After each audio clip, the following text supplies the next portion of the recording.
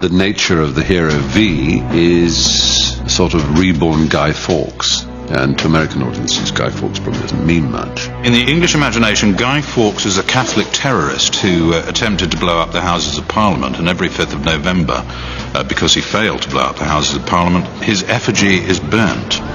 Remember the 5th of November, the gunpowder treason and plot. It's been really, really cool as a learning experience preparing for this project, reading about the gunpowder plot and reading all the histories and all the things that we reference in the script.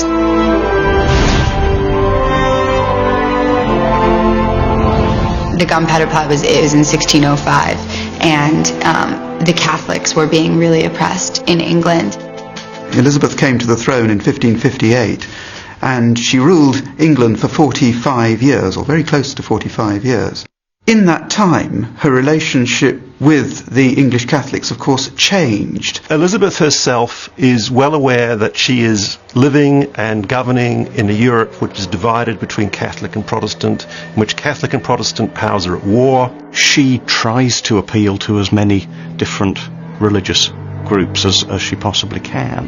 What I think really causes problems is that the Pope in 1570 excommunicates Elizabeth and declares that her Catholic subjects need no longer obey her. Elizabeth began to persecute the Catholics with the recusancy laws. She began to take away their lands. She began to prosecute them for holding Mass. Recusancy laws were laws which invoked punishment for those who did not attend services of the established Protestant Church in England.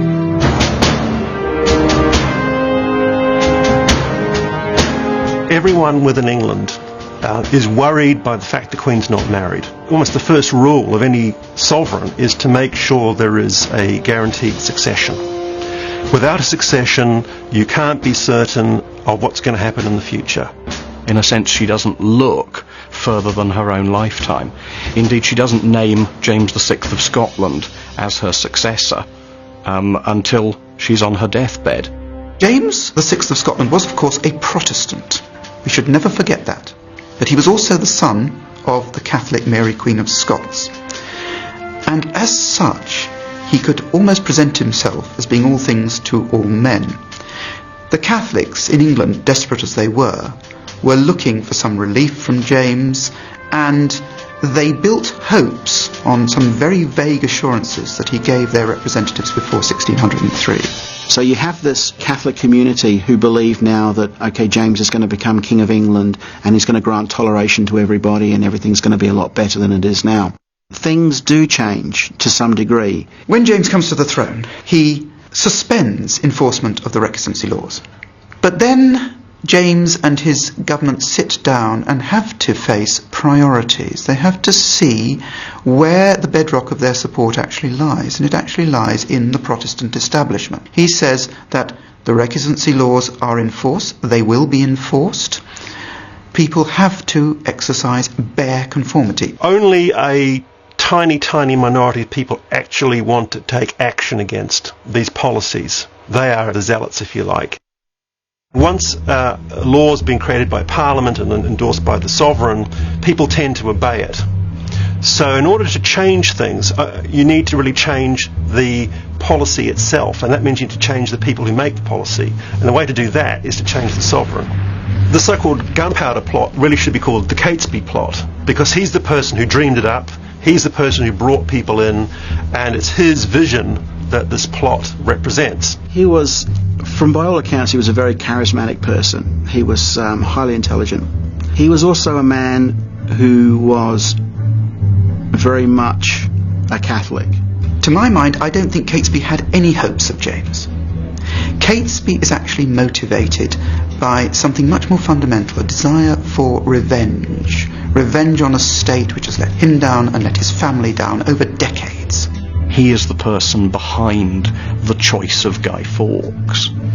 And I think a lot of the timing is to do with the feeling that unless they act at that point, they're never going to see a Catholic England. Catesby's plan was very simple. It was to stage a military coup. And the first strike in the military coup was to be the destruction of the House of Lords at the state opening of Parliament, when everyone who was anyone in Jacobean England would have been present in that small, crowded chamber. The king, the queen, the king's eldest son, the nobles, the bishops, the leading gentlemen of the shires. You have a lot of the English Catholics who over the last 15 years or so, because of the recusancy laws and the persecution that had gone on in England under Elizabeth, had almost exiled themselves to Europe to go and fight under the King of Spain's flag, and Guy Fawkes was one of them. Fawkes is brought in by Robert Catesby's sidekick, Thomas Winter. He meets Fawkes, he talks to Fawkes, he tells them that something is being planned in England, and would he like to be a part of it? Fawkes says yes. Originally, the plotters planned to tunnel under the foundations of Westminster, and to that end they rented a house adjacent to the House of Lords. Unfortunately, they found the going hard. The foundations of Westminster, the medieval foundations, were very, very thick. Luck turned in their favour. A ground floor vault, cellar, directly under the House of Lords was being vacated, and they decided that this would be where they stacked the gunpowder. It was Guy Fawkes' job to pose as the servant of the man who had taken the lease. The plot was given away through an anonymous warning letter to a Catholic nobleman, Lord Monteagle. He immediately took the letter to the court.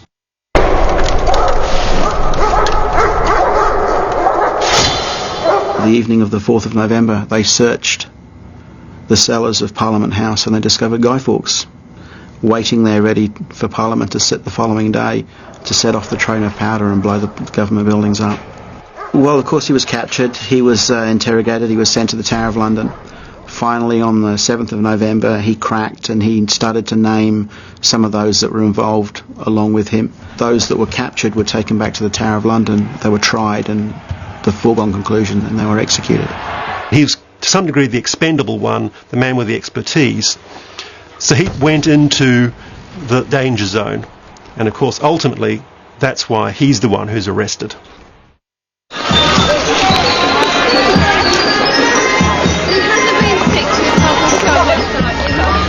The British have celebrated, in that peculiar British way that we have, the attempt to blow up Parliament on the 5th of November, which is the date of the plot, by burning Guy Fawkes in effigy on a huge bonfire and sending up fireworks.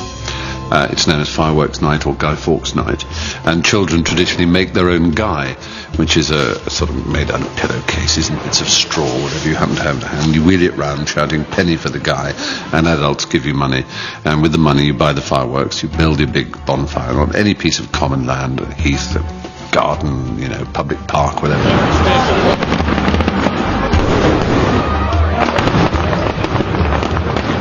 I saw once in a pub in the north of Ireland a placard behind the bar which said, "Guy Fawkes, the only man to enter the Houses of Parliament with honest intentions." We have a very different perspective on this, historical perspective on Guy Fawkes, than English people would have. I think that the continuing celebration of Gunpowder Plot, the strength of the celebrations, is part of that enduring British wish to defy authority, to, if you like, cock a snook at the government.